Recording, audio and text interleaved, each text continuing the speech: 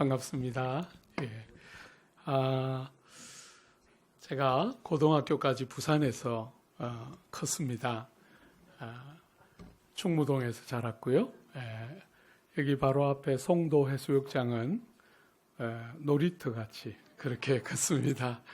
여름마다 늘 와서 여름엔 하여튼 해가 조금만 나면 늘 송도 해수욕장에 와서 놀고 그렇게 컸고요.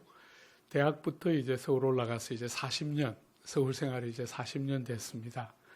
40년 됐고, 이렇게 모처럼 오니까 또 여러분이 숙소를 송도 해수욕장에다 잡아놨어요. 그래서 옛날 생각도 많이 나고, 또 고향에 오니까 여러 가지로 좋고, 부산은 늘 뭐 1년에 몇 차례는 꼭 오지만, 올 때마다 어쨌거나 어릴 때 자랐다는 것이 너무 감사한 제목이고요.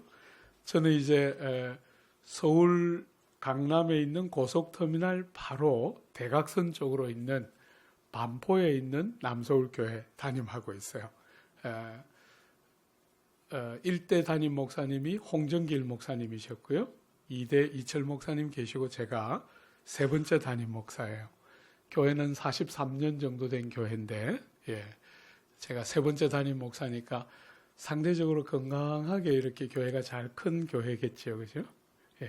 거기서 목회하고 있습니다. 세 번의 짧은 만남이라서 좀 아쉬워요. 요즘은 어디 가면 한 10번은 해야 되는데 세 번 해야 되기 때문에 그래도 짧은 시간이지만 말씀 가운데서 우리가 같이 교제하고 또 하나님이 주시는 우리가 처음 만났지만 하나님이 주시는 말씀으로 함께 더불어 교제하는 기쁨들이 많이 누려지면 좋겠다. 그런 생각 좀 해요.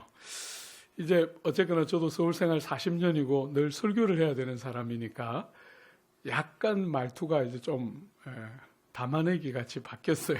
그래서 네가 부산 사람이가 이렇게 묻고 싶은 분들 용서해 주시고 어쨌거나 그쪽에서 제가 쓰는 단어를 아직도 못 알아듣습니다. 우리 강남에 있는 성도들이 그게 무슨 뜻이었어요? 이렇게 늘 물어보는데 여러분들도 제가 조금 불편할 수 있지만 늘 이해해 주시고 여러분 오늘 여러분이 잘 아는 본문이죠. 그죠? 하나님의 나라에 대한 비유인데 이 하나님의 나라는 우리가 생각하는 우리가 교회를 그냥 다니면서 익숙하게 예수 믿는 것 그냥 이런 거 아닐까 이렇게 생각하는 거하고 성경이 말하는 하나님 나라는 정말 달라요. 얼마만큼 다르냐면 여러분과 제가 읽었던 본문 19장 제일 마지막 절 한번 보세요. 그러나 먼저 된 자로서 나중되고 나중된 자로서 먼저 될 자가 많으니라. 20장 16절에 다시 한번 더 보시면 이와 같이 나중된 자로서 먼저 되고 먼저 된 자로서 나중되리라. 여러분 우리가 오늘 다루려고 하는 본문의 내용 제일 앞과 제일 뒤에 동일한 이야기가 반복되고 있죠. 말하자면 하나님 나라가 얼마나 다르냐면 여러분과 제가 익숙한 말로 바꾸면 많은 첫째들이 꼴찌가 되고 많은 꼴찌들이 첫째가 되는 일이 일어나는 것이 하나님 나라라는 거예요. 우리가 볼 때 저 사람은 틀림없다라고 생각하는데 하나님 나라에 가보면 제일 꼴찌에 있고 저 사람은 정말 형편없고 보잘것없어 보이는데 하나님 나라 가보면 첫째인 경우가 많다는 거예요. 왜냐하면 하나님 나라가 우리가 생각하는 거하고 너무 다르기 때문이지요. 오늘 이 본문의 비유는 그런 교훈을 잘 보여주는 비유예요. 한번 볼까요? 여러분 이 비유에 포도원 주인이 각 다양한 시간대에 가서 일꾼들을 데려오는 이야기를 지금 하고 있죠. 여러분들이 보게 되는 이 내용을 세 부분으로 딱 나눌 수 있는데요. 주인이 나가서 일꾼을 데려온 시간과 그 일꾼들에게 주기로 약속한 임금을 기준으로 해서 시간과 임금을 기준으로 오늘 등장하는 여러 그룹들을 세 그룹으로 딱 나눌 수 있어요. 제일 먼저 어떤 사람이 등장합니까? 1절에 한번 보세요. 천국은 마치 품꾼을 얻어 포도원에 들여보내려고 이른 아침에 나간 집주인과 같으니 그가 하루 한 데나리온씩 품꾼들과 약속하여 포도원에 들여보내고. 여러분, 제일 먼저 이른 아침에 나갔다 했는데 이 이른 아침은 몇 시일까요? 우리 부산 사랑의 교회 성도들 성경 얼마나 읽고 하나 한번 좀 봅시다. 예. 이른 아침에 나갔으니까 이 이른 아침 몇 시일까요? 와우. 그렇죠. 유대인들은 해 뜰 때부터 일해서 해 질 때 일을 마쳤어요. 그러니까 보통 해 뜰 때 몇 시겠습니까? 6시예요. 아침 6시. 오늘 이 본문에 나오는 이른 아침에 나갔다 할 때는 6시에 제일 먼저 첫 번째 일꾼이 오고 있는 거죠. 이 첫 번째 일꾼들에게는 얼마씩 주기로 했습니까? 한 데나리온씩 주기로 했어요. 여러분이 한 데나리온은 당시에 집에서 일하는 하녀들, 말하자면 늘 규칙적으로 집에서 일하고 있는 하녀들 혹은 고용되어서 일하고 있는 군인들, 이런 사람들에게 하루 일당으로 주던 돈이 한 데나리온이에요. 오늘 이게 본문에 등장하고 있는 이른 아침에 불러서 포도원에 와서 일하는 사람에게 한 데나리온을 약속하는 거 많이 주는 건가요? 작게 주는 건가요? 어때요? 네, 똑같아요? 네, 약간 다르죠? 여러분의 익숙한 말로 바꿔보면 이 한 데나리온은 누구의 일당이에요? 정규직의 일당이에요. 근데 이 사람들은 다 비정규직이잖아요. 그죠? 하루하루 일당을 받는 사람들이니까 한 데나리온을 주면 많이 주는 것이죠. 그죠? 한 데나리온의 임금을 약속하고 이른 아침에 일꾼들을 데려왔습니다. 그죠? 이게 첫 번째 일꾼들이죠. 두 번째 한번 보세요. 3절에 또 제3시에 나가보니 장터에 놀고 서 있는 사람들이 또 있는지라 그들에게 이르되 너희도 포도원에 들어가라. 내가 너희에게 상당하게 주리라 하니 그들이 가고. 여러분, 제3시에 가서 일꾼을 또 데려왔는데 3시는 몇 시예요? 9시입니다. 그죠? 9시에 가서 일꾼들을 또 데려왔는데 얼마를 주기로 약속했죠? 얼마? 상당하게 주리라 이렇게 말했어요. 앞에는 한 데나리온하고 구체적으로 액수를 정해줬는데 두 번째 무리를 데려올 때는 상당하게 주리라. 이게 무슨 뜻이에요? 일한 만큼 섭섭하지 않게 충분하게 주겠다 하고 데려왔어요. 여러분, 그 다음에 나오는 본문 5절 한번 보세요. 제6시와 제9시에 또 나가 그와 같이 하고. 여러분이 6시와 9시는 몇 시죠? 12시와 오후 3시에 나가서 그와 같이 했다. 어떻게 했다는 거예요? 상당하게 주리라 하고 데려왔겠죠. 상당하게 주리라. 그러니까 시간은 다르지만 임금을 약속한 것이 상당하게 주리라 했다는 면에서 요 5절에 나오는 무리들도 3절에 나오는 사람들하고 같이 묶을 수 있겠죠. 그죠? 두 번째 무리는 어쨌거나 시간은 약간씩 다르죠. 9시, 12시, 3시에 왔는데 임금을 얼마 주기로 했죠? 상당하게 주기로 하고 데려왔어요. 여러분, 이 비유를 푸는 제일 중요한 핵심은 그 다음에 나오는 일꾼들이에요. 한번 보세요. 그 다음에 일꾼들이 언제 옵니까? 6절에 제11시에도 나가보니 서 있는 사람들이 또 있는지라 이르되 너희는 어찌하여 종일토록 놀고 여기 서 있느냐 이르되 우리를 품꾼으로 쓰는 이가 없음이니이다. 이르되 너희도 포도원에 들어가라 하니라. 여러분, 마지막으로 세 번째 데리고 온 일꾼은 몇 시에 데려왔습니까? 11시. 11시면 몇 시입니까? 오후 5시예요. 여러분, 유대인들은 몇 시부터 몇 시까지 일한다 그랬죠? 오후 6시까지 일을 해요. 그러면 오후 5시에 데려온 일꾼들은 제일 많이 일하면 몇 시간 하는 거죠? 1시간 일하는 거예요. 그런데도 그 일꾼들을 또 포도원에 데려오고 있어요. 사랑하는 여러분, 오늘 이 사람들에게는 앞에 나오는 다른 일꾼들에게 질문하지 않았던 질문이 포함되어 있어요. 뭐라고 물었죠? 너희는 어찌하여 여기서 종일토록 놀고 서 있느냐 하고 질문했어요. 다른 일꾼들에게는 그런 질문이 안 나왔죠. 근데 이 일꾼들에게는 이 질문이 묻어 있어요. 여러분, 이 사람들이 뭐라고 대답했죠? 우리를 품꾼으로 쓰는 이가 없음이니이다. 여러분, 자기들이 원하지 않아서 일하지 않은 것이 아니에요. 일하고 싶어서 오후 5시가 되었는데도 못 돌아가고 있는데 자기들을 일꾼으로 써주는 사람이 아무도 없었어요. 사랑하는 여러분, 이 사람들 어떤 사람들이었을까요? 오늘 본문이 구체적으로 어떤 사람이었는지를 말하지 않기 때문에 우리가 어떤 사람이다 단정적으로 말할 수는 없지만 추론해 볼 수 있겠죠. 어떤 사람이었을까요? 장애가 있어서 데려다가 일을 쓰기에 불편한 사람인 가능성도 있겠죠. 또 어떤 사람이었을까요?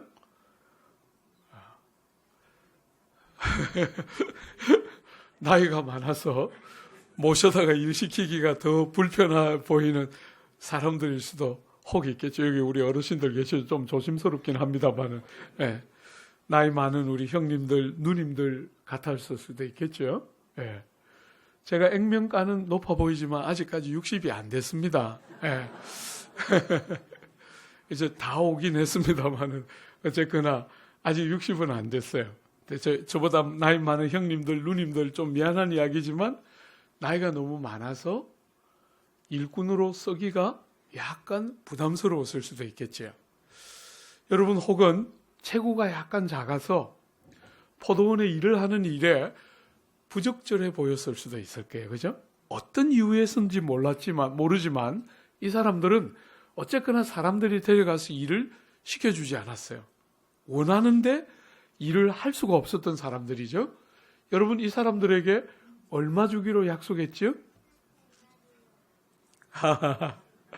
한 데나리온이었어요? 그건 제일 먼저 온 일꾼에게 약속했잖아요. 그죠? 요 제일 마지막에 온 일꾼은 얼마에 약속했죠? 얼마 주기로 했어요? 아무것도 없어요. 그죠? 사실은 오후 5시까지도 있는 사람들에게 일하러 갈래 하고 일터를 주었을 때 얼마 줄 거예요 하고 물을 사람이 있겠어요? 일을 시켜주면 그게 너무 좋은 거잖아요. 그죠? 그래서 어쩌면 얼마 줄 건지 묻지도 않고 일하러 가라 하자 얼마를 줄 건지 물을 필요도 없었을지 모르겠어요. 그죠? 생략되어 있어요. 앞에 나오는 모든 일꾼들에게는 얼마를 주겠다, 상당하게 주겠다 하고 데려갔는데 이 사람들에게는 얼마를 주겠다는 말이 없어요. 오늘 사랑하는 여러분, 저보다 연배가 조금 더 많은 분들은 다 경험이 있으실 텐데요. 이렇게 일당을 주던 시대에 누가 그날의 일과를 다 마쳤을 때 제일 먼저 일당을 받았을까요? 누구에게 일당을 제일 먼저 줄까요? 일을 제일 많이 했거나 주인이 보기에 제일 공을 많이 세운 것 같은 사람에게 제일 먼저 임금을 줬겠죠. 그죠? 왜냐하면 가족들이 다 아빠가 일당을 받아서 오기를 기다리고 있기 때문에 그 당시 대부분의 사람들은 일당을 줄 때 제일 일을 많이 한 사람이나 제일 공로를 많이 세운 사람에게 일당을 제일 먼저 줬어요. 근데 여러분, 오늘 본문에 보면 주인이 누구에게 제일 먼저 주라 그랬지요? 한번 보세요. 8절에 저물매 포도원 주인이 청지기에게 이르되 품꾼들을 불러 나중 온 자로부터 시작하여 먼저 온 자까지 싹쓸 주라 하니. 사랑하는 여러분, 누가 제일 먼저 받았지요? 제일 나중 온 사람. 주인이 일부러 나중 온 사람부터 시작해서 먼저 온 사람에 이르기까지 품삯을 주라 하고 주인이 딱 지시를 하기를 제일 늦게 온 사람에게 제일 먼저 주라고 지시를 했어요. 벌써 약간 달라졌죠?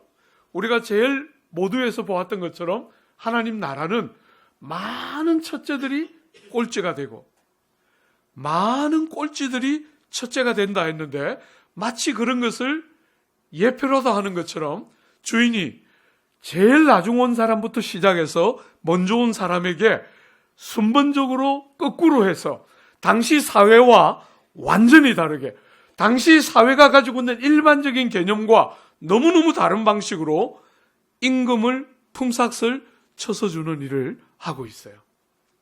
여러분, 더 놀라운 것은 그 다음이죠. 하나님 나라가 어떤 것인가 하는 것을 보여주는 더 결정적인 것은, 이것도 굉장히 충격적이지만 더 결정적인 것은 그 다음에 나와요. 한번 보세요. 9절과 10절입니다. 우리 같이 한번 읽어볼까요? 제 11시에 온 자들이 와서 한 데나리온씩을 받거늘 먼저 온 자들이 와서 더 받을 줄 알았더니 그들도 한 데나리온씩 받은지라. 여러분, 11시에 와서 1시간밖에 일하지 않은 사람이 얼마를 받았습니까? 한 데나리온을 받았어요. 그러니까 나머지 모든 사람, 제일 마지막에 와서 1시간밖에 일하지 않은 그 사람이 한 데나리온을 받는 것을 보자 나머지 모든 일꾼들이 뭘 기대했겠어요? 나는 적어도 한 데나리온보다는 더 받겠지 하고 생각했어요. 근데 얼마를 받았어요? 똑같이 한 데나리온을 받았어요. 사랑하는 여러분, 이것이 하나님의 나라인데 무슨 말을 하고 싶을까? 한번 잘 좀 생각해 봐요. 그죠? 잘 좀 생각해 봐요. 여러분, 제가 이렇게 목사가 되어서 목회를 지금 33년 하고 있어요. 85년의 부름을 받아서 지금까지 33년 목회를 하는데, 제가 조국에서 이렇게 성도들을 섬기면서 늘 마음이 힘들고 어려운 순간이 언제냐면, 성도들이 너무 생각을 안 한다. 그냥 읽기는 하는데 왜 그럴까 질문하지 않는다는 거예요. 사랑하는 여러분, 많은 사람들이 믿습니까 하면 아멘 하고 대답은 하는데 무슨 뜻인지를 몰라요. 여러분, 기독교는 그런 신앙이 아닙니다. 기독교는 그런 종교가 아니에요. 여러분들이 아무것도 모르고 무조건 믿습니다 하면 되는 종교가 아니에요. 여러분, 기독교는 여러분이 믿으면 눈이 열리고 생각이 달라지고 귀가 열리고 마음이 달라지고 보는 것과 사는 것이 달라지는 종교가 기독교인데, 여러분들의 이 보는 것이 달라지고 들리는 것이 달라지고 생각이 달라지는 것이 너무 중요한데 어디서부터 출발합니까? 왜일까? 오늘 사랑하는 여러분, 한 데나리온을 다 받았어요. 하나같이 1시간밖에 일하지 않은 사람도 한 데나리온, 오랫동안 일한 사람도 한 데나리온 받았어요. 그러니까 자연히 어떤 일이 있었겠어요? 11절과 12절을 한번 보세요. 받은 후 집주인을 원망하여 이르되 나중 온 이 사람들은 1시간밖에 일하지 아니하였거늘 그들을 종일 수고하며 더위를 건진 우리와 같게 하였나이다. 여러분, 한 데나리온을 받고 나서 이른 아침부터 온 사람들이 어떻게 했죠? 원망하고 불평합니다. 원망하고 불평할 때 주로 어떻게 하죠? 여러분과 제가 하는 거하고 똑같이 하죠. 원망하고 불평할 때 주로 어떻게 하나요? 내가 잘한 것과 상대의 못한 것을 비교해요. 내가 잘한 것과 상대가 잘한 걸 비교해야 될 거 아니에요. 그죠? 내가 못한 것과 상대의 못한 것을 비교해야 될 텐데, 우리가 날 불평할 때는 보면 내가 잘한 거하고 상대가 못한 것을 비교하면서 불평해요. 지금 오늘 이 사람들의 불평 제목이 뭐예요? 오늘 이 사람들은 1시간밖에 일을 안 했어요. 그죠? 오후 5시에 왔으니까 1시간밖에 일 안 했는데 나는 어떻게 했어요? 종일 일했어요. 6시부터 6시까지 종일 일했는데 나하고 저 사람은 같이 취급한다, 이러면서 불평하고 있어요. 여러분, 거기다가 오후 5시에 온 사람은 해가 뉘엿뉘엿 져가는 때 왔잖아요. 그죠? 그런데 자기들은 떼약볕을 다 맞았어요. 그 유대 땅에서 떼약볕, 우리 한국 같은 사회, 요즘 이번 여름 같으면 우리도 못지 않겠지만 지금까지 우리 사실 여름 생각하면 한여름도 유대 땅 여름하고 비교하면 약과지요. 그런 떼약볕을 다 맞은 자기와 뉘엿뉘엿 해가 저물어 가고 있을 때 와서 땀도 별로 안 흘린 저 사람하고 나하고 같이 취급했다, 이렇게 말하면서 불평하고 있어요. 여러분이 일꾼들의 불평이 동의가 됩니까? 안 됩니까? 여러분이 교양이 있기 때문에 큰 소리로 대답은 못하죠. 부끄러워서.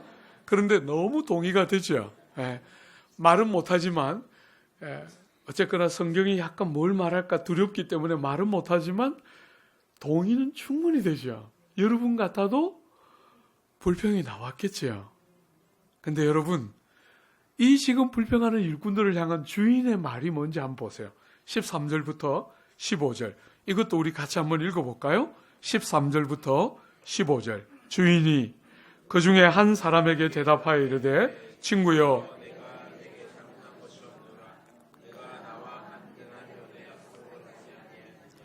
내 것이나 가지고 가라. 나중 온 이 사람에게 너와 같이 주는 것이 내 것을 가지고 내 뜻대로 할 것이 아니냐.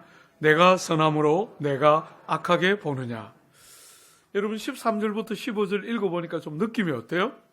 이렇게 불평하는 지금 종들을 향해서 주인이 지금 이 13절부터 15절까지 한 이야기 좀 어떻게 느껴져요? 혹시 이런 느낌이 좀 드는 분들 없어요? 하나님 나라는 내 나라다. 그죠? 하나님이 주인인 나라잖아요. 내 나라인데 내 나라에서 내 것 가지고 내가 원하는 대로 하는데 네가 무슨 상관이냐. 혹시 이런 느낌 좀 안 듭니까? 오늘 본문의 흐름이. 그래서 말은 못하지만 하나님이시니까. 그죠? 우린 사람이니까 말은 못하지만 마음이 약간 비틀어지면서 그렇게 하시든지요. 혹시 이런 생각이 대놓고 말은 못하지만 약간 그런 섭섭한 생각이 드는 분 계신가요? 사실 우리가 자주 하나님을 그렇게 생각하지만 하나님은 그런 분이 아니죠. 여러분, 하나님은 내 나라인데 너희들이 무슨 상관이냐. 내가 원하는 거 내가 왕으로서 내가 원하는 대로 하는데 너까지 있게 무슨 상관이냐. 하나님 절대로 우리에게 그렇게 안 하시죠. 절대로 그렇게 안 하시죠. 여러분, 제가 여러분이 그 소개해놓은 소개해 보면 제가 옥스퍼드, 영국에 있는 옥스퍼드라는 곳에서 목회했거든요. 4년 정도 목회했어요. 그 옥스퍼드 대학이 있는 그 옥스퍼드인데 그 옥스퍼드 대학의 키블 칼리지라는 아주 대표적인 대학 중에 하나가 거기 있는데 그 키블 칼리지에 그 옥스퍼드 대학 안에 여러 칼리지가 있는데 그 중에 한 칼리지가 키블 칼리지예요. 그 키블 칼리지에 가면 여러분이 자주 보신 적 있는 예수님이 문 밖에 서서 이렇게 노크하는 문을 두드리는 그 큰 성화가 있는 대학이 키블 칼리지예요. 여러분 그 키블 칼리지에 있는 그 큰 성화 여러분들이 대부분 자그마한 형태로 봤을 텐데 굉장히 커요.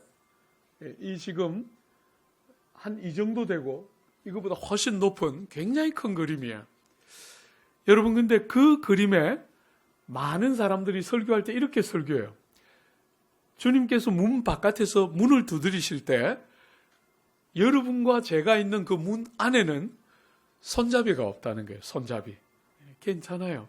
주무시고 계시니까 잘 모르시니까 조금 울려도록 둬도 돼요. 예. 여러분, 그 이제 예수님이 바깥에서 두드리고 있는 여러분 편에 있는 그 안에 문 안쪽은 손잡이가 붙어 있는데 예수님이 두드리고 있는 문 바깥에는 손잡이가 없다는 거예요. 그래서 예수님이 문 바깥에서 노크를 하고 있다는 거죠. 여러분, 예를 들어서 영국에 있는 목사님이 그렇게 설교하는 거 제가 들었는데 예를 들어서 여러분 쪽에만 손잡이가 있고 예수님 쪽에 손잡이가 없으면 여러분 문을 열 수 있을까요? 없을까요? 예수님이? 굉장히 좋은 질문이기 때문에 제가 여러분들을 놀려주기에 아주 적합한 질문이거든요. 한번 대답 한번 해보세요. 여러분 예수님이 여러분 문 안 열어주면 못 들어오셔서 바깥에서 문을 두드릴까요? 아닐까요? 문을 안 열어주면 문을 못 들어오십니까? 들어오십니까? 굉장히 좋은 질문이죠. 여러분들 지금 딱 반으로 갈라지잖아요. 들어올 수 있나요? 있어요? 왜요? 예수님이시니까. 못 들어온다 하면 손 들어보세요. 못 들어온다. 예수님 문 안 열어주니까 못 들어오신다. 예. 상당한 부분 손 들었는데 이렇게는 안 하시고 이렇게 들었어요. 어쨌거나 상당한 숫자예요. 들어온다. 한번 들어오신다. 안 열어줘도 들어오신다. 예. 이런 걸 기대하는 거죠. 예. 여러분 들어올 수 있을까요? 없을까요? 능히 들어오시죠. 그죠? 부활하신 후에 제자들이 두려워서 문을 다 닫아놓고 모여 있었는데 그 속으로 쑥 들어오셨어요. 못 들어오시는 분이 아니죠. 능력이 있어서, 능력이 없어서 문 밖에 서서 두드리고 있는 게 아니에요. 손잡이가 이쪽에는 없어서 나 쪽에는 손잡이가 없구나. 너가 열어줘야만 들어갈 수 있다. 그 이야기를 하고 있는 게 아니죠. 왜 문을 두드리고 있어요? 능력으로 따지면 주님은 열고 들어오는 일에 아무 어려움이 없어요. 그런데도 열고 들어오지 않으시고 문 밖에 서서 두드리세요. 왜요? 여러분과 저의 인격적인 결단과 반응이 그만큼 중요하기 때문에. 하나님은 전능하시고 하나님은 능치 못함이 없으신 분이지만 우리가 문을 열어주지 않고 주님이 억지로 문을 막 따고 들어오시려고 하지 않아요. 인격적으로 여러분과 저를 절대로 강제하거나 무시하거나 아무렇게나 여기지 않으시고 여러분과 제가 주님의 사귐의 대상이기 때문에 여러분이 깨닫고 여러분이 결심하고 그렇게 살고 싶어요 하고 인격적으로 반응하는 것을 너무너무 중요하게 여기시기 때문에 문을 열고 들어오지 않으시고 문 밖에 서서 두드리고 계신 거죠. 그런 하나님께서 내 나라인데 내가 마음대로 하는데 네가 무슨 상관이냐, 절대로 우리를 그렇게 대하지 않으시지요. 오늘 사랑하는 여러분, 이 13절부터 15절은 이 비유를 해석하는 핵심이라 할 수 있어요. 약간은 거칠어 보이는 이 본문이 정말 말하고 싶어하는 핵심 내용이 뭘까요? 주님이 내 나라인데 너희들이 무슨 상관이냐 이런 말을 하고 계신 게 아니라면 무슨 말을 하고 싶어 하는 걸까요? 사랑하는 여러분, 우리가 지금 보고 있는 주제가 뭐죠? 하나님의 나라가 어떤 것인가 하는 것을 보는데 주님이 우리가 볼 때 약간은 불편해 보이는 이런 표현을 쓰면서 무슨 이야기를 하고 싶어 하는 거예요? 하나님의 나라가 어떤 속성을 가지고 있는가를 말하고 싶어 하는 거겠죠. 우리가 흔히 생각하는 것과 너무나 다른 하나님의 나라의 속성을 밝히 말하고 싶어서 이렇게 약간 우리의 정서에 약간 거스르는 것 같은 표현을 써서 하나님 나라의 속성을 표현하고 있는 것이죠. 이렇게 말할 수 있겠죠? 여러분, 하나님 나라는 어떤 나라지요? 오후 5시에 온 일꾼들처럼 일한 것이 거의 없는데도 하루를 종일토록 일한 선원처럼 많은 삭슬 풍성하게 넘치도록 받는 나라가 하나님의 나라이지요. 여러분, 우리가 사는 이 세상은 어떤 세상이죠? 많이 일하면 많이 받는 나라예요. 능력이 특출하면 능력이 없는 사람보다 더 많이 받죠? 공로를 많이 세우면 더 높은 자리에 앉는 것이 당연하다. 이렇게 생각하는 세상인데 하나님 나라는 어떻죠? 하나님 나라는 세상 사람들이 생각하는 그런 나라가 아니라 하나님 나라는 일한 것에 따라 받는 나라가 아니라 일한 것이 너무 없는데도 많은 일을 한 사람처럼 풍성하고도 넘치는 부요를 값없이 자격 없이 일한 것이 없이 받는 나라가 하나님 나라이지요. 여러분이 하나님의 나라를 한마디로 딱 요약하면 뭐라고 말할 수 있을까요? 은혜가 왕노릇하는 다른 질서, 이렇게 말할 수 있겠죠. 사랑하는 여러분, 하나님의 나라는 우리가 살고 있는 이 나라와 어떤 면에서 다르냐면 하나님의 나라는 은혜가 통치하고 은혜가 다스리고 은혜가 지배하는 우리가 익숙해 있는 구조와 질서와 너무나 대조적인, 그래서 은혜라는 관점으로 이 나라를 보지 않으면 많은 첫째들이 꼴찌가 되고 많은 꼴찌들이 첫째가 되는 상상할 수 없는 나라가 그 나라예요. 은혜가 통치하는 다른 질서. 여러분, 우리 예수님이 이 땅에 오셨을 때 주님이 이 땅에 오셔서 제일 먼저 한 설교가 뭐였죠? 회개하라, 하나님의 나라가 가까웠느니라. 혹은 하나님 나라가 가까웠으니 회개하고 예수를 믿어라. 이렇게 말했어요. 여러분, 하나님 나라가 가까웠다 하는 이 말은 아직 다 오지는 않았는데 가까이 왔다, 거의 다 왔다 이런 뜻이 아니라 가까이 와서 바로 곁에 있다 이런 뜻이에요. 하나님 나라가 이미 가까이 와서 바로 곁에 있는데 그 하나님의 나라가 어떻다고요? 은혜가 통치하는 다른 질서가 들어왔다는 거예요. 사랑하는 여러분, 예수를 믿는 것은 여러분이 못된 짓을 많이 하다가 조금 착하게 사는 것을 말하는 것이 아니에요. 여러분이 예수를 믿는다는 것은 여러분 혼자 열심히 노력해도 할 수 없는 것을 하나님이라는 절대자의 힘을 입어서 복을 누리는 그런 것만을 말하는 것이 아니에요. 그런 요소가 없는 것은 아니지만 샤머니즘처럼 이름이 누구의 이름이든 관계없이 나만 잘 되면 되는 그런 종교가 기독교가 아니에요. 기독교는 사랑하는 여러분, 여러분과 제가 살아가는 이 세상과 너무 다르게 은혜가 지배하고 은혜가 통치하고 은혜가 왕노릇하고 여러분과 제가 보지도 듣지도 생각할 수도 없는 다른 질서.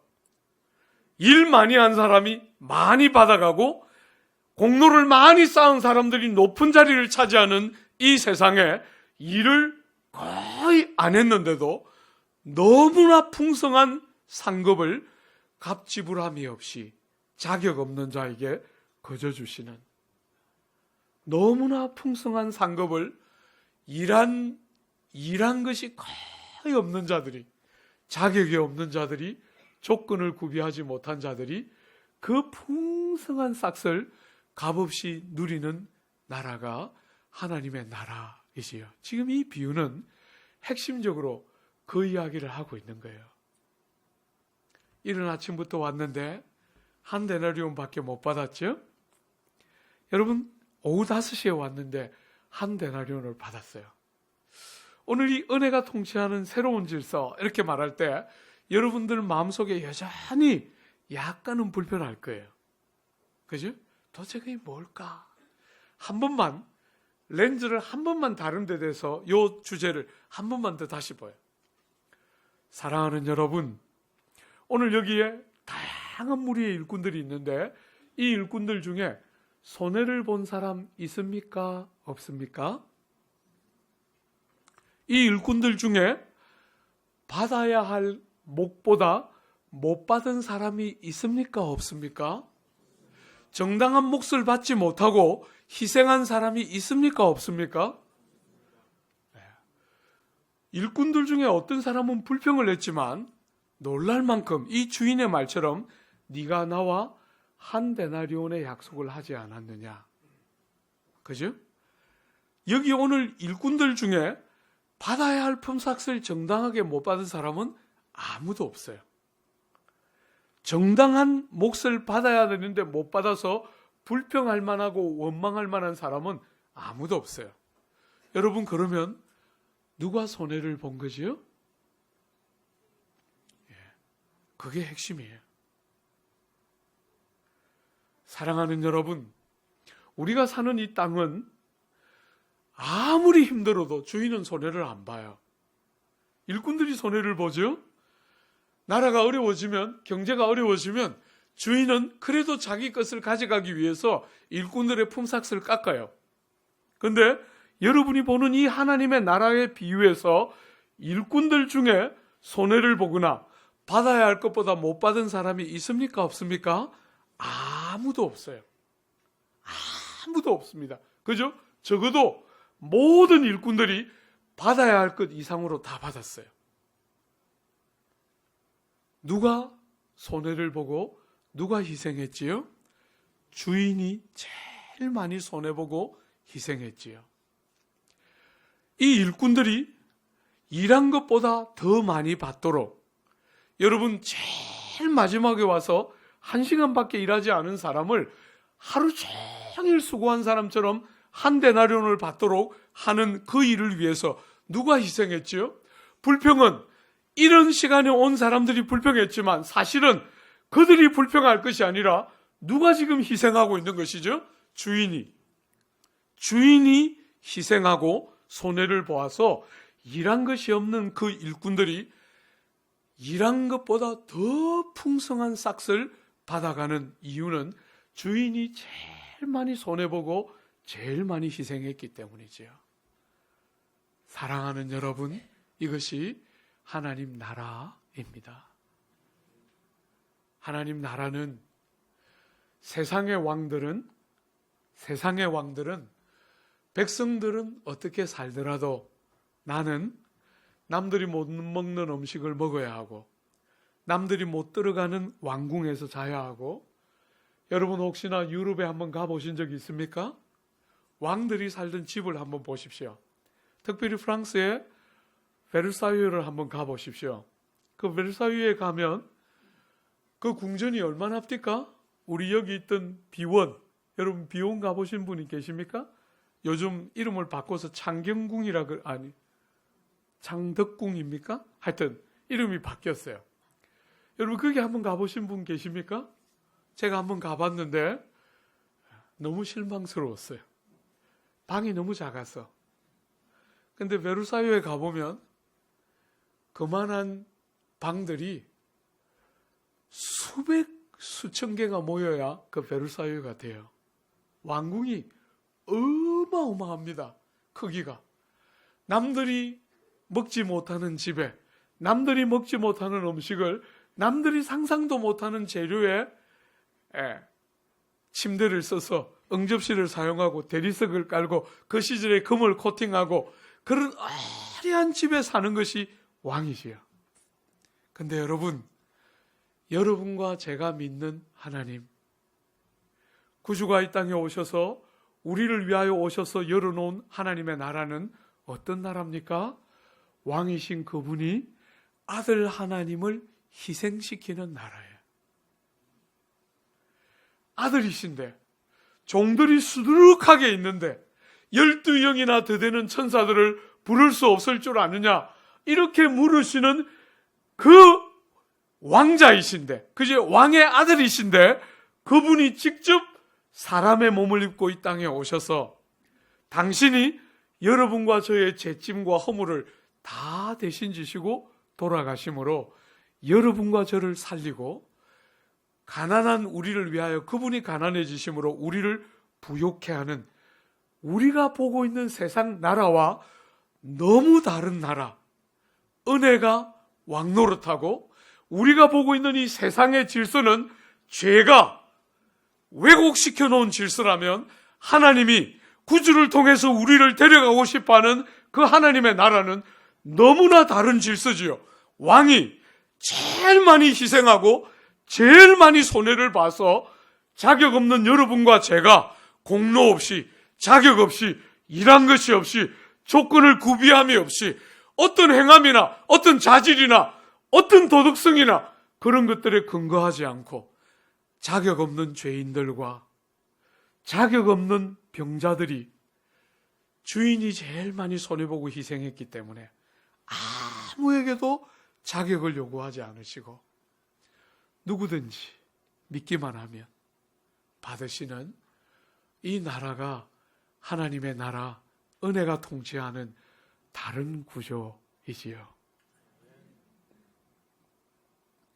사랑하는 여러분, 저는 여러분들이 교회를 얼마나 다녔는지 이런 것을 묻고 싶은 것이 아니라, 저는 여러분들이 종교적인 체험을 한 적이 있는가 이런 것을 묻고 싶은 것이 아니라, 여러분이 예수를 믿는다 그렇게 말할 때 이 땅에 몸을 가지고 살면서 이 땅에서 은혜가 통치하는 다른 질서를 만난 적이 있는지를 묻고 싶어요. 은혜가 통치하는 다른 질서를 딱 만나고 나니까 뭐가 다릅니까? 사랑하는 여러분, 여러분을 보는 눈과 세상을 보는 눈과 사람을 바라보는 눈에 뭔가 다름이 들어왔습니까? 그저 막연하게 종교적이 되거나 막연하게 조금 더 착하거나 조금 더 도덕적이 되는 그런 거 말고, 사랑하는 여러분, 다른 질서, 우리가 살아가는 이 세상과 다른 질서를 만나고 나니까 여러분이 눈이 달라지는 게 뭔지가 보였습니까? 여러분, 제가 영국에서 유학을 마치고 목회를 마치고 한국 땅에 이렇게 들어왔을 때, 제가 2000년에 들어왔어요. 2000년에 한국 땅에 들어와서 한 번은 한양대학교 교수를 하시는 후배 교수님이 우리 내외를 강남에 있는 어떤 호텔에 식사 초대를 했어요. 여러분, 그분은 한양대학교 교수님이시고 공대 교수님이시고 꽤 돈도 잘 벌고 교수시고 꽤 유명한 교수님이니까 차도 까만 차, 큰 차 이런 거 타고 저 앞을 이렇게 쫙 가이드해서 들어갔어요. 호텔 앞을 쫙 들어가니까 여러분, 그 강남에 있는 그 유명한 호텔에 앞에 서서 그 수고하시는 남자분들 그 이름을 뭐라 그럽니까? 하여튼 그분들이 그 후배 교수님의 차를 받아서 주차를 해줬어요. 저도 그 뒤를 따라 쫙 들어갔는데 그 남자분들이 저를 보면서 저기 주차하라는 거예요. 제가 그때 베르나 타고 다녔습니다. 보무도 당당하게 베르나 이렇게 타고 딱 황금색 딱 타고 들어갔는데 제 차는 저기 주차하라는 거예요. 그러니까 교수 하시는 그 후배 교수님이 저분이 오늘 저녁 주인공이니까 저분 차도 받아주면 좋겠다 이렇게 말하는데, 이분들이 절대로 안 지고 저 차는 주차하고 오셔도 됩니다 이렇게 이야기해서 제가 저기 주차장에 주차하고 호텔까지 걸어 들어왔어요. 여러분, 우리 조국 사회는 그런 사회죠. 제가 영국에 있을 때 한 번도 제가 타고 다니는 차 때문에 30만 킬로를 달린 미쯔비시 제가 타고 다녔는데, 그런 차, 그 완전히 고물차, 오래되어서 20년 가까이 된 그 오래된 똥차를 몰고 다녀도 한 번도 차 때문에 내가 무슨 모욕을 당한다 이런 느낌 없었어요. 근데 정작 한국 땅에 왔을 때 제가 잊혀지지가 않아요. 벌써 십수년 전이잖아요. 그런데도 그 사건이 안 잊어져요. 영국에서도 경험하지 못했던 일을 한국에 와서 우리 동포들에게 제가 당했기 때문에, 타고 다니는 차 때문에. 베르나 타고 다니시는 분들 용서해 주십시오. 예, 저도 탔던 차입니다. 어쨌거나. 참 우리 사회는 그런 사회예요. 사랑하는 여러분, 어디 대학을 나왔는가? 어떤 회사를 다니나? 아파트를 어디다 얻어서 사나? 여러분, 제가 지금 살고 있는 아파트 이름이 아크로 리브 아파트예요. 아크로 리브 파크 아파트예요. 예. 저런 게 무슨 말인지를 모르겠어요. 예. 제가 영국에 7년 있었습니다. 근데도 해석이 안 되는 단어예요. 제가 볼 때 그 이름을 지은 사람의 오직 유일한 관심은 시어머니가 못 찾아오는 거인 것 같아요. 이게 뭐 의미와 뭐 뜻이 뭔가 이런 건 아무 관계가 없고 영어로 지었다는 거. 시어머니가 외기 어렵게 한다는 거. 그죠? 예. 그리고 뭔가 모르게 하여튼 영어이기 때문에 좀 괜찮아 보인다는 거. 참 우리 사회는 너무 얄팍해요. 어느 아파트에 사나 이런 것을 가지고 사람의 가치를 재고 잣대를 갖다 대는 이런 사회에 여러분이 은혜가 통치하는 다른 질서. 그래서 끝없이 이 조국 사회는 사람들이 조금이라도 몸부림쳐서 등뼈가 휘어지도록 노력해서 자기를 업그레이드하는, 더 좋은 대학을 들어가려고 하고 더 좋은 직장을 가려고 하고 더 많은 월급을 얻으려고 하고 더 나은 아파트를 얻으려고 하고 더 큰 차를 타고 살려고 하는 끝없는 악순환들이 반복되고 있는 이런 조국 땅에 여러분이 예수를 인격적으로 만나면서 은혜가 통치하는 다른 질서를 맞닥뜨리면서 나를 세상의 눈으로 보지 않으시는 하나님 앞에서 차로 세상적인 능력으로 아무것을 기준해서 나를 대하지 않으시고 나를 있는 그대로 받으시는 하나님을 경험하면서 여러분 영혼 깊은 곳에서부터 이런 조국 땅을 살면서도 자유가 뭔지를 느껴보신 적이 있습니까? 남들이 나를 어떻게 보는가?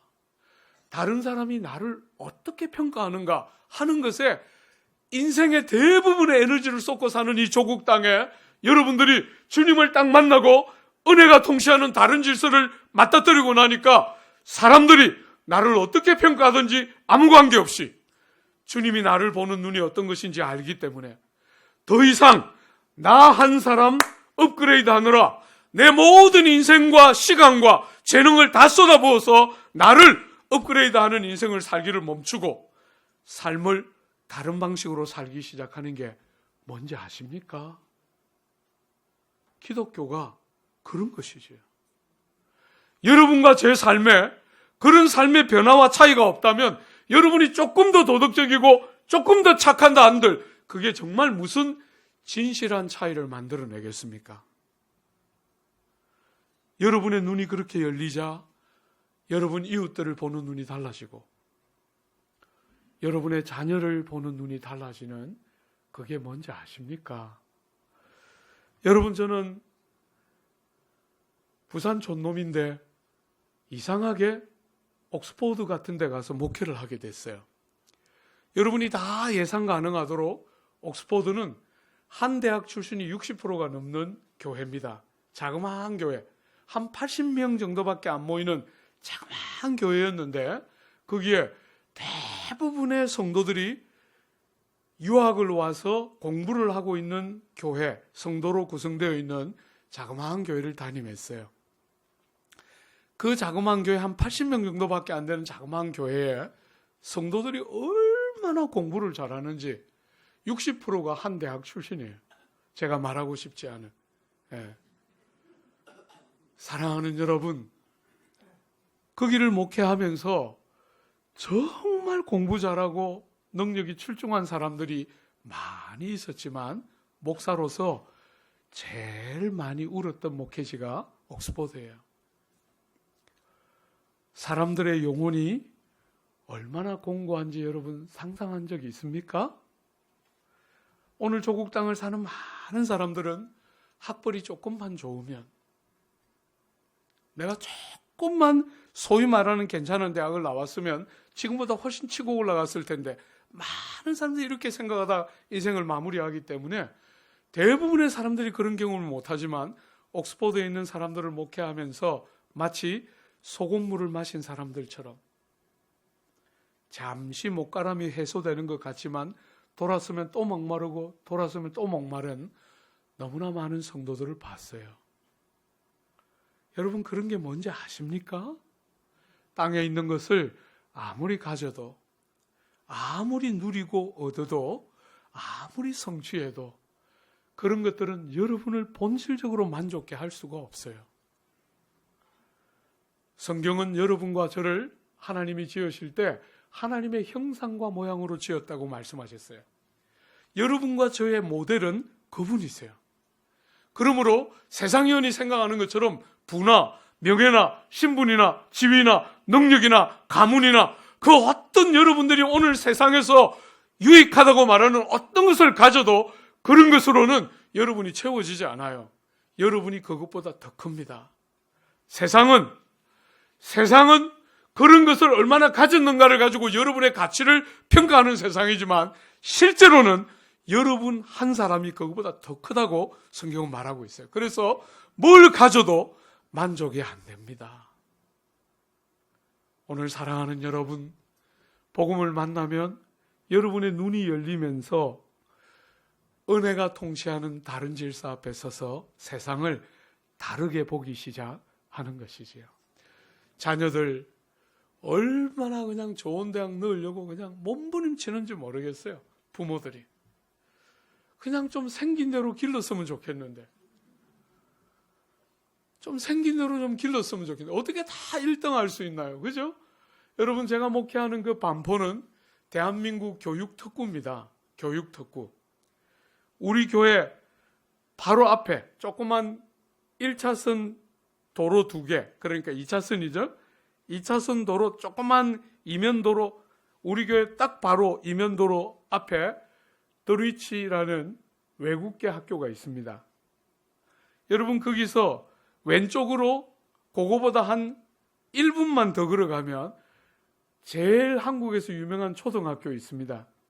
초등학교가 제일 유명하다는 말이 저는 무슨 말인지 모르겠는데 하여튼 부모들이 줄 서서 아이들 데려가고 거기에 입학할 때 되면 그냥 추첨을 해서 근근히 뽑는 그런 유명한 초등학교 있어요. 그 초등학교 바로 건너편이 대한민국에서 제일 성적 잘 받는 중등학교입니다. 여러분 우리 교회에서 큰 길 하나만 딱 건너면 자유령 사립고등학교, 유명한 자유령 사립고등학교 있습니다. 그 땅 비싼 동네에 젊은 세대들이 들어온 이유는 교육 특구이기 때문이에요. 여러분 그 교회에서 제가 늘 설교합니다. 여러분 제발 여러분 자녀들 지방에 있는 학교 보내서 지방대학도 육성하고 자녀들도 살리고 그러라고 제가 늘 노래입니다. 늘 노래. 그러니까 이 성도들이 제가 이 교회에 부임해 간 지 7년 됐어요.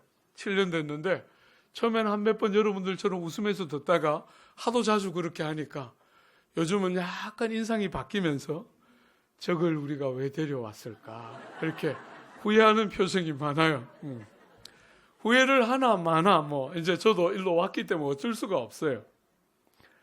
사랑하는 여러분, 전 정말 그렇게 생각해요. 여러분 제가 옥스퍼드 한인교회를 담임할 때 너무나 사랑하고 아꼈던 집사 한 분 계세요. 담임 목사가 집사님들을 만만하게 대하긴 참 어려워요.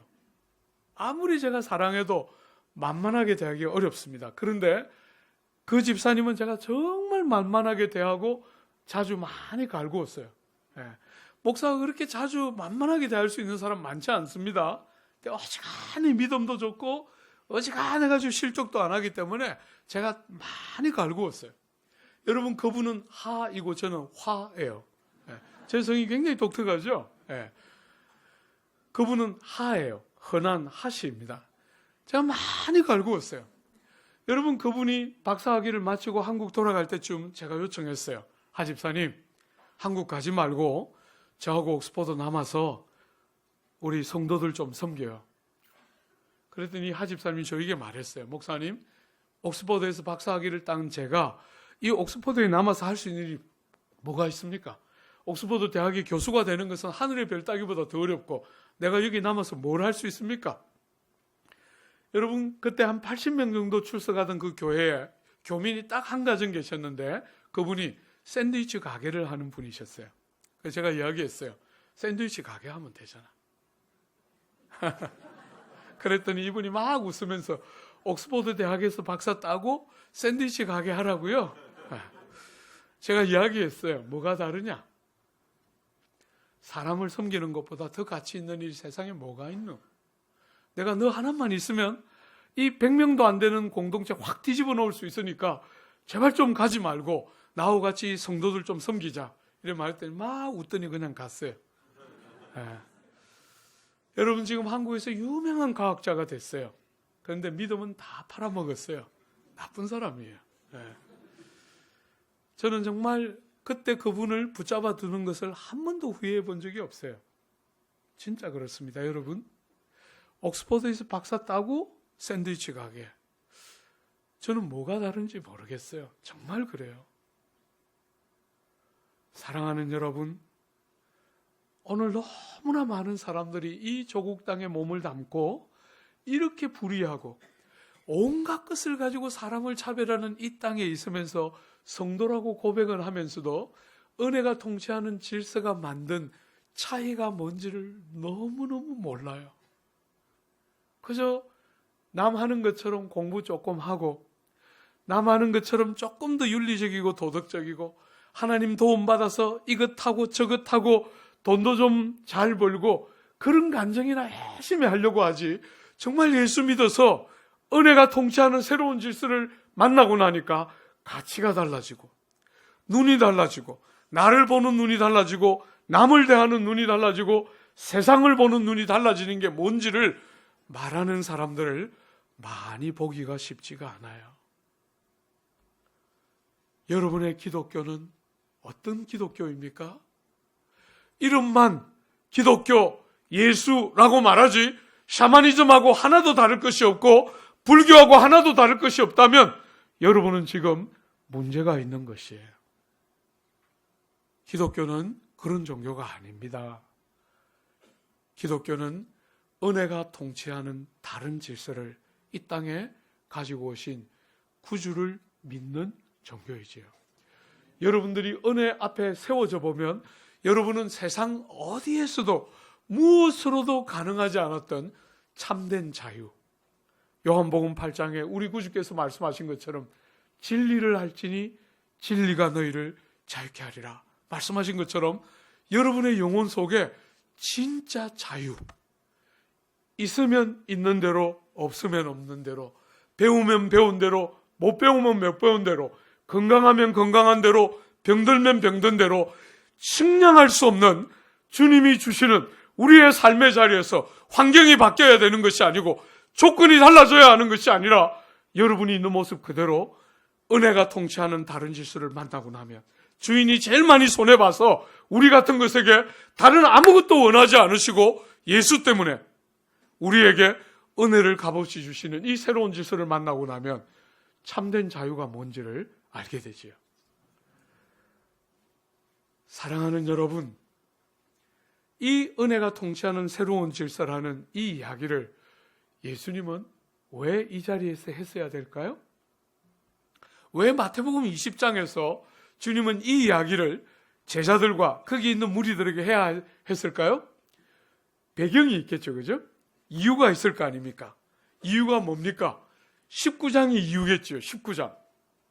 여러분 19장에 누가 등장하느냐 하면 여러분이 잘 아는 부자 청년 관원이 등장해요.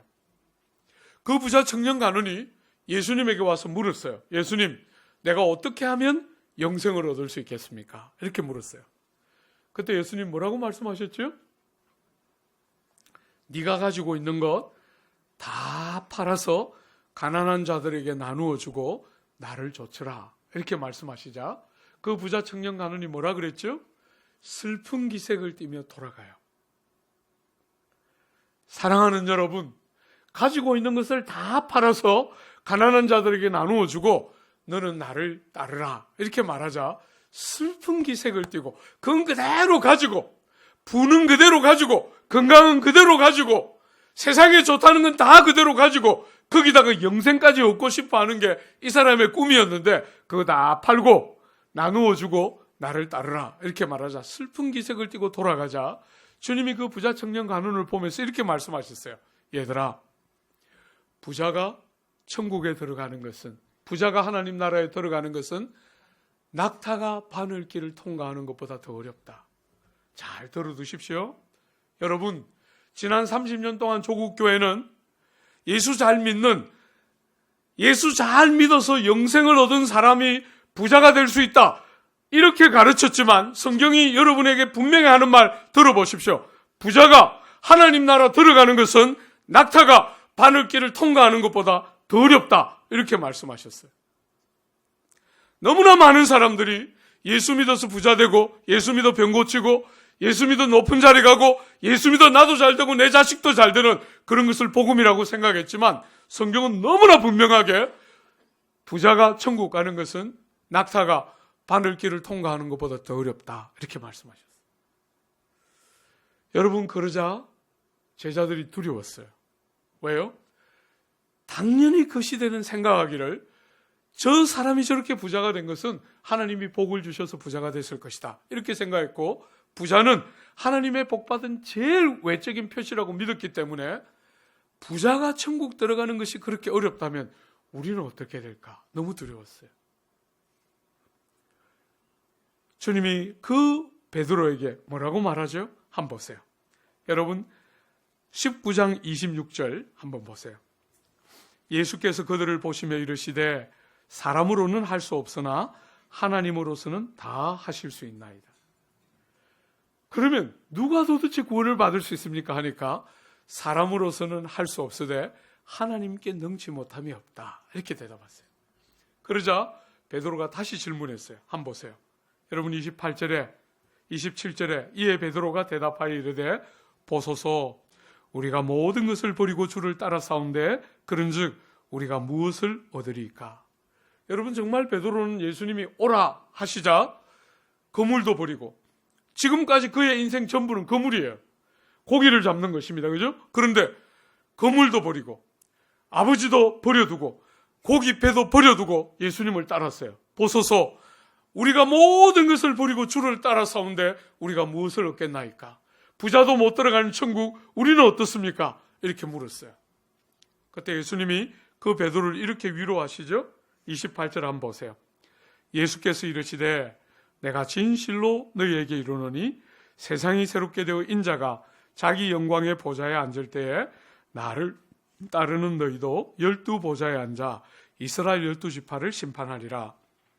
내 이름을 위하여 집이나 형제나 자매나 부모나 자식이나 전토를 벌인 자마다 여러 배를 받고 또 영생을 상속하리라. 여러분, 주님은 이 베드로의 두려움을 아시고 베드로를 잘 위로해 주세요. 베드로야, 나 때문에 이런 거 무엇이든지 여러 배를 받게 될 것이고 영생을 얻지 못할 자가 절대로 없을 것이다. 베드로의 마음과 두려움을 아시고 주님이 위로해 주시죠. 그죠? 그리고 우리가 읽었던 그 본문을 이야기하세요. 여러분, 30절 한번 보세요. 그러나 틀림없이 그럴 것이다. 틀림없이 하나님이 너희들이 믿음으로 살고 믿음 때문에 희생하고 믿음 때문에 남들이 가지 않는 길을 가고 믿음 때문에 대가를 지불하고 믿음 때문에 많은 것들을 잃으며 살았던 거 여러 배를 받고 반드시 영생을 얻을 것이다. 그러나 많은 첫째들이 꼴찌가 될 것이고 많은 꽃치들이 첫째가 될 것이다. 이렇게 말씀하신 게 오늘 본문이에요. 무슨 이야기를 하시는 거예요? 여러분과 제가 이 땅을 살아가면서 주님을 위하여 희생한 것, 주님을 위하여 능히 할 수 있는 것인데도 못한 것, 주님 때문에 주님 섬기고 주님 따르느라 세상과 다르게 구별되며 살면서 지불했던 대가, 하나님이 반드시 기억하고 여러 배를 주시고 영생을 주실 것 틀림없다는 거예요. 그러나 세상과 똑같이 은혜가 통치하는 새로운 질서를 만나본 적이 없는 사람처럼 세상과 똑같이 오늘 이른 아침에 온 일꾼들처럼 일한 시간을 헤아리고 자신의 남다른 공로와 수고를 헤아리고 자랑하고 그런 것을 가지고 더 받아야 한다고 여기면서 불평하고 원망하는 그 어리석은 많은 첫째들은 꼴찌가 될 것이라는 거예요.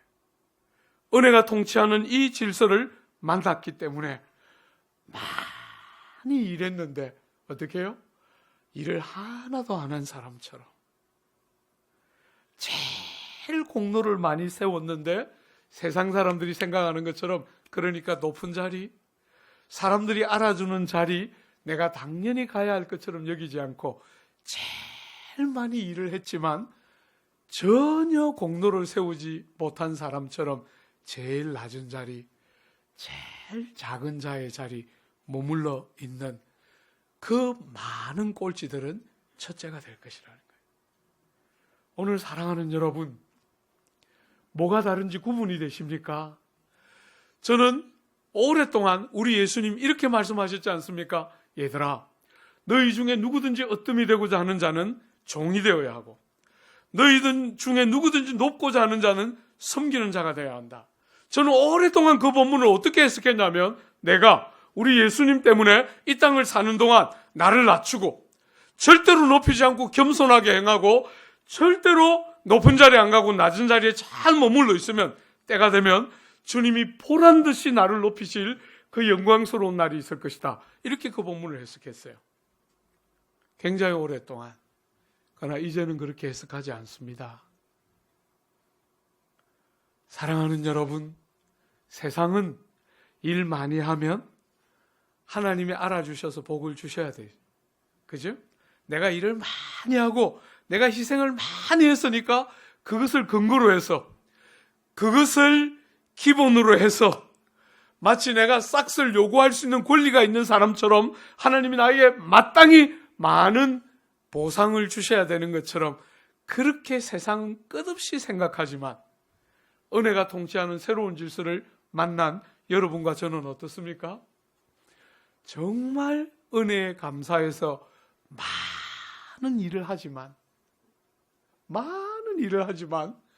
그 일이 자격이 되고 공로가 되고 조건이 되어서 하나님과 사람에게 무슨 요구할 권리나 자격이 생기는 것이 아니라 주님이 제일 많이 손해보시고 주님이 제일 많이 희생하셔서 자격 없는 우리를 그렇게 선대하시고 복 주신 것처럼 우리도 누군가를 그렇게 섬길 수만 있다면, 우리도 왕이 그렇게 하신 것처럼, 주인이 그렇게 하신 것처럼 나도 내가 섬기는 그 왕과 내가 섬기는 그 주인처럼 누군가를 향하여 나도 낮아져서 종이 되어서 그분을 높이고 그분을 영화롭게 할 수만 있으면 그것보다 더 나에게 더 크고 기쁜 일은 없지요. 나중에 주님이 높이지 낮힐지 그거는 그분이 알아서 할 일이고, 나는 내 몸에 이 땅을 사는 동안 주인의 삶의 원리가 묻어나기만 하면 그건 최고지요. 이런 게 뭔지 아십니까? 여러분, 저는 43년 된 교회를 담임하고 있습니다. 제가 목회하고 있는 그 교회에 벽돌 쌓은 분들 아직도 살아 계십니다. 그 벽돌 이렇게 하나하나 만지면서 목사님, 제가 이거 쌓았어요. 우리는 얼마나 자주 그런 이야기 하고 싶어 하는 사람들이에요. 그죠? 그리고 그걸 근거로 자격과 공로가 생기고 정당하게 나는 무슨 권리를 가지고 있는 사람으로서 하나님과 사람들을 향해서 뭔가 요구할 권리가 있는 사람인 것처럼 그렇게 세상을 살아가는 것을 세상은 성공했다 이렇게 말해요. 그런데 여러분과 제가 속한 하나님의 나라는 그런 나라가 아니에요.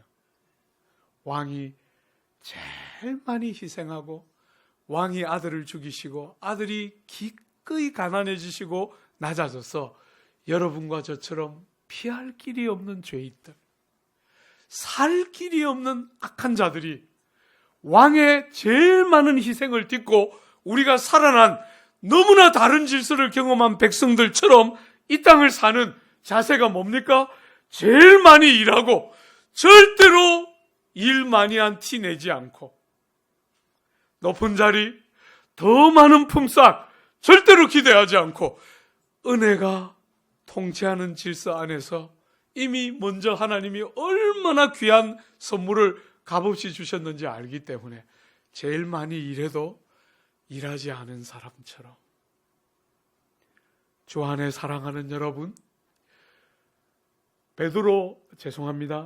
바울의 글을 읽어보신 적이 있습니까? 바울은 신약에서 성경을 13권이나 썼습니다. 13권. 그런데 바울이 13권의 성경을 쓴 그 바울이 예수를 인격적으로 만나고 나서 누군가와 자기를 비교하는 대목이 거의 안 나와요. 왜? 자유를 얻었기 때문에. 누군가와 비교하려고 하지를 않습니다. 그런데 제가 성경을 찬찬히 보니까 3군데 정도 바울이 누군가와 비교하는 대목이 나와요. 여러분, 상대적으로 제일 먼저 나오는 비교 대목이 어디냐면 상대적으로 아주 초창기에 썼던 고린도전서 15장에 가보면 위대한 부활장으로 알려진 그 위대한 부활장에 바울이 자기와 12사도를 비교하면서 이렇게 말해요. 사도들 중에서 제일 작은 나에게, 이렇게 말해요. 사도 12과 자기를 비교하면서 사도 중에 나는 제일 못한 사도입니다. 이렇게 고린도전서 15장에 말하고 있어요. 여러분, 그런데 그 고린도전서보다 훨씬 후대에 써졌던 에베소서에 가면, 에베소서 3장에 가면 이렇게 말하고 있어요. 모든 성도들 중에서 지극히 작은 자보다 더 작은 나에게. 여러분, 바울 같은 위대한 하나님의 사람이 여러분과 저를 빗대어 말하기를 모든 성도들 중에서 지극히 작고 보잘것없는 그 어떤 사람들보다 더 작은 나에게, 이렇게 자기를 말했다는 거예요. 그리고 바울의 생애 제일 마지막에 쓴 서신이 디모데후서인데 그 디모데후서를 쓰기 바로 직전에 썼던 서신이 디모데전서예요. 디모데전서 1장에 딱 가면 바울이 이렇게 말해요. 미쁘다 이 말이요, 우리 구주 죄인을 위하여 이 땅에 오셨도다. 나는 죄인의 괴수로다. 여러분 한글 성경은 죄인의 개수로다 이렇게 되어 있지만 영어 성경은 그 본문을 어떻게 번역했냐면 I am the worst. 여러분 세월이 갈수록 고린도전서 때는 상대적으로 젊었고 에베소서를 때는 훨씬 중년을 지나고 있었고 디모데서를 서고 있을 때는 이제 거의 죽음을 목전에 놓고 있을 때인데 갈수록 자기를 보는 눈을 한번 보십시오. 사도들과 비교했다가 성도 중에 제일 못한 사람하고 자기하고 비교했다가 이제 생애 말미에는 비교도 하지 않습니다. I'm the worst. 최상급을 써서 내가 누군가와 굳이 비교해야 한다면 나는 비교할 가치도 없이 제일 악하고 제일 모자라고 제일 천한 자입니다. 사랑하는 여러분, 이런 기독교를 아십니까? 30년이 넘게 주님을 위하여 아무것도 아까워하지 않고 생명도 그 젊음도 수많은 수고와 노고와 고생을 하나도 아끼지 않고 다 감당했던 사도가 그렇게 생애 말미에 죽음을 목전에 놓고 나는 죄인의 개수입니다. 이렇게 말하는 기독교가 뭔지를 아십니까? 누구든지 어뜸이 되고자 하는 자는 낮아져야 하고 누구든지 높고자 하는 자는 남을 섬기고 종이 되어야 하는 이 은혜가 통치하는 다른 질서를 만난 사람들이 보여주는 삶의 차이 여러분에게 있습니까? 오늘 얼마나 많은 사람들이 조국 교회가 위기다 말을 얼마나 많이 하는지 모르겠습니다. 어디를 가도 그 말은 다 쏟아냅니다. 그런데 제가 아픈 것은 뭐가 위기의 핵심인지는 너무나 모르는 것 같다 이런 생각을 합니다. 뭘 잃었습니까 여러분? 과거가 그렇게 좋았다면 그때 비해서 지금 우리는 뭘 잃어버리고 있습니까? 은혜에 대한 감각. 다른 건 다 여러분들이 나이를 먹어가면서 아무리 젊게 살아도 소용없어요. 그죠? 제가 거기 남서울교회 부임에 가가지고 형님 누님들이 많은 그 교회 늘 말합니다. 젊게 살지 마요. 나이에 맞게 좀 살아요. 젊게 사는 건 젊은이들에게 맡기면 돼요. 그건 그냥 자연스럽게 할 수 있지만 여러분이 왜 젊게 살라 그래요? 나이에 맞게 살아요. 늘 말해요. 저하고 비슷하게 생겨서 내 또래겠구나 하면 10살 누나예요. 얼마나 이걸 땡겨놨든지 잘 관리했든지. 저 친구는 나보다 틀림없이 10살은 동생이 있구나 싶으면 친구입니다. 얼마나 관리를 잘해놨든지. 그 교회 가서 제가 늘 노래해요. 제발 땡기지 말고 제발 좀 나이에 맞게 살아라. 아무리 땡기고 밀고 젊게 살고 싶어도 나이는 어쩔 수가 없어요. 그죠? 다 빠집니다. 저는 영국 생활을 하면서 제일 제가 부러웠던 게 이 뭡니까? 금발이 바뀔 때 실버. 금발이 흰머리가 되면요. 정말 너무 예뻐요. 그래서 저는 그 실버가 너무 좋았는데 저는 실버 하기도 전에 다 빠지고 있어요. 저는 실버 이제 할 수 없을 것 같아요. 여러분, 정말 여러분이 한번 생각해 보십시오.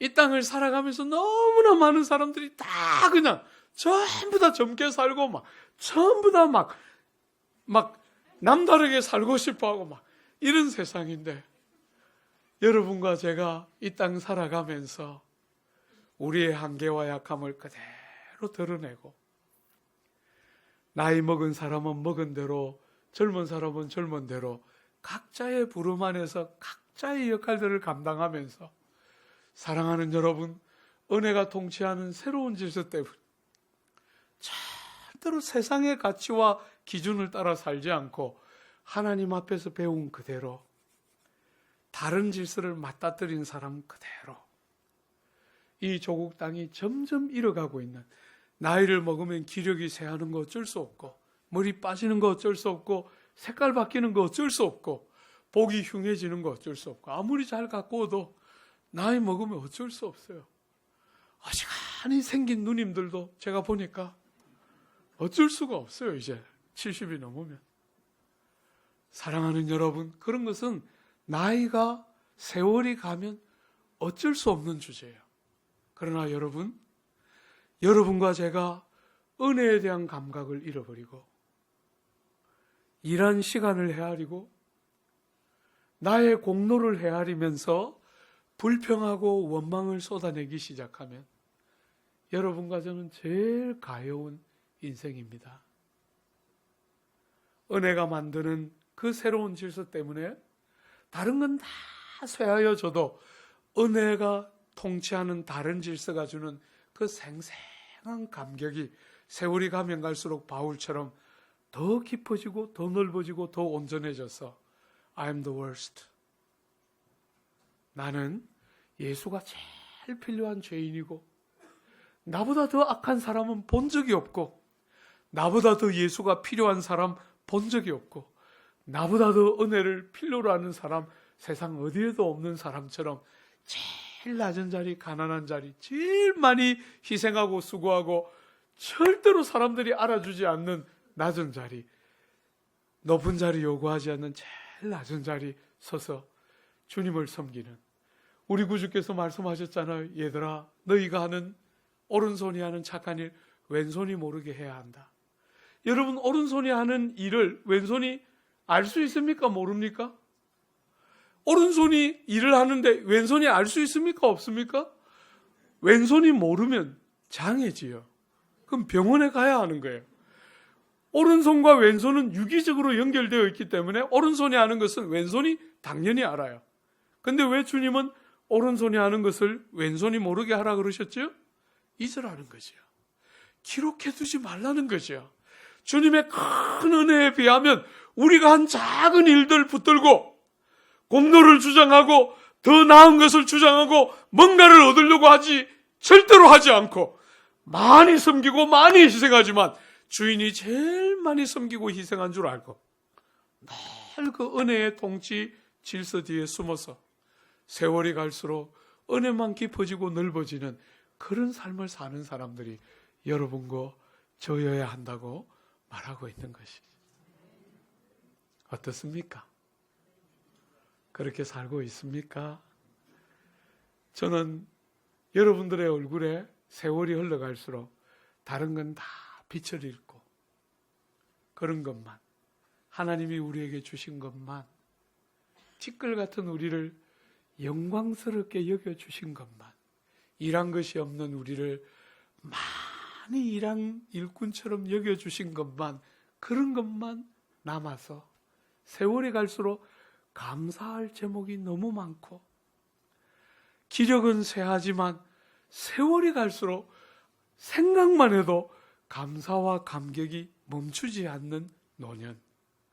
저는 여러분들에게 그런 것들 기대합니다. 젊은이들이 교회를 오지 않는다고 다들 아파합니다. 제가 우리 사랑의 교회에 와보니까 제가 생각했던 것보다 어른들이 많으세요. 여러분들이 그런 어른이 되면 젊은이들 오라 말라 안 해도 오기 시작할 겁니다.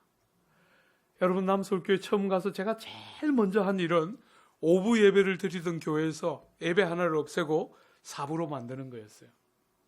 왜? 오부 예배는 청년 대학생들이 드리고 있어서 오부 예배와 1부부터 4부가 쪼개져 있어요. 원천적으로 청년 1부와 청년 2부, 우리 그 황금 같은 20대와 30대 초반들이 어른들과 함께 예배 드리는 게 원천적으로 차단되어 있고, 차단되어 있어서 어른들의 기도, 어른들의 신앙 고백, 이런 것들을 어른들과 함께 예배를 드리면서 배우고 익히고 흉내내면서 신앙이 자랄 수 있는 기회가 원천적으로 차단되어 있기 때문에 5부 예배를 4부 예배로 바꿨어요. 청년들이 어른들의 기도를 듣고 크기를 원했고 안으로 불렀는데 얼마나 반대가 심했는지 몰라요. 어른들이 다 반대했어요. 어른들이 다. 아이들은 드럼을 쳐야 하고 전자기타를 쳐야 하는데 우리같이 이렇게 재래적인 예배를 좋아하지 않을 텐데 아이들이 그나마 없는 아이들이 다 떨어져 나올까 두렵다 그러면서 어른들이 다 반대했는데 2년 동안 기다려서 장로님들을 설득시켜서 2년 만에 예배를 4부로 줄였어요. 그리고 청년들이 어른들과 함께 예배 드리도록 만들었어요. 여러분, 청년들 반토막 날 거라고 생각했는데 너무 놀랍게 한 배 반 늘었어요. 예배를 딱 4부로 만들자마자. 제가 어른들에게 열심히 설득했어요. 아이들이 원하는 건 음악이 아니다. 아이들이 원하는 건 전자음이 찡 나는 그 기타 소리가 아니다. 아이들은 어른들에게서부터 예수 믿는 사람의 향기를 맡고 싶고 하나님의 성령의 감동이 있고 생명의 말씀이 얼마나 우리의 삶을 해석하고 우리의 삶을 세상과 다른 눈을 여는 진리가 열리는 것을 젊은이들이 보면 어떤 젊은이더라도 안 올 젊은이들이 없을 것이다. 제가 그렇게 어른들 설득시키고 사부 예배로 바꿨어요. 지금도 사부합니다. 사랑하는 여러분, 젊은이들이 원하는 것은 음악이 아닙니다. 진리가 살아있는 어른들을 보고 싶은 것이죠. 진리가 종교에 그치는 것이 아니라, 논리에 그치는 것이 아니라, 그저 내면 세계에 그치는 게 아니라 삶의 실제적인 자리에서 삶으로 사라지고 있는 어른들을 보기 시작하면 청년들은 말할 필요가 없어요.